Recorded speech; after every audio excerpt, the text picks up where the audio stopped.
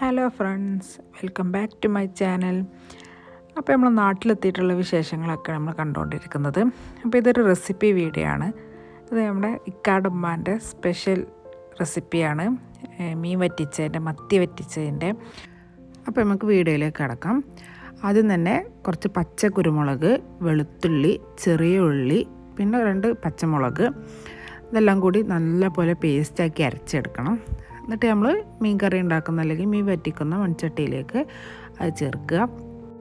അതുപോലെ ഉമ്മാൻ്റെ റെസിപ്പീസൊക്കെ നല്ല അടിപൊളി റെസിപ്പീസാണ്, നല്ല ടേസ്റ്റാണ്. എന്തുണ്ടാക്കിയാലും കഴിക്കാൻ നല്ല ടേസ്റ്റാണ്. അപ്പോൾ നമ്മൾ ചെറിയ മത്തിയാണ്, ചെറിയ കുഞ്ഞമത്തി എന്നൊക്കെ പറയും നമ്മളെ നാട്ടിൽ.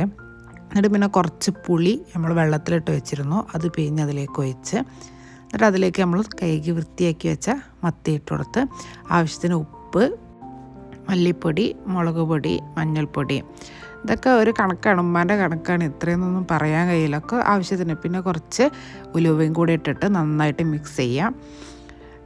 എന്നിട്ട് ഇത് നമ്മൾ രാവിലെ ഉണ്ടാക്കിയിരുന്ന തക്കാളി കറി ഉണ്ടാക്കിയിരുന്നു. അപ്പോൾ അത് ബാക്കിയുള്ളപ്പം, അല്ലെങ്കിൽ സാധാ നമ്മൾ തക്കാളി മുറിച്ചിട്ടിട്ടാൽ മതി. അപ്പോൾ അത് ബാക്കിയുള്ളതുകൊണ്ട് നമ്മൾ വേറെ തക്കാളിയൊന്നും ഇട്ടില്ല, അത് അതിലേക്ക് ഇട്ട്, പിന്നെ നമ്മളെ വീട്ടിൽ തന്നെ ഉണ്ടാക്കിയെടുത്ത കറിവേപ്പിലയാണ്, അതും കൂടെ ഇട്ടിട്ട് നമ്മൾ അടുപ്പത്തേക്ക് വെക്കുകയാണ്. ഇത്രയേ ഉള്ളൂ, ഭയങ്കര സിമ്പിളാണ്. അപ്പോൾ പക്ഷെ നല്ല ടേസ്റ്റുമാണ് കേട്ടോ. നല്ല എരിവൊക്കെ ഉള്ള മത്തി വറ്റിച്ചതാണ്. പിന്നെ അവസാനം നമ്മൾ കുറച്ച് വെളിച്ചെണ്ണ തൂകി കൊടുക്കുന്നുണ്ട്.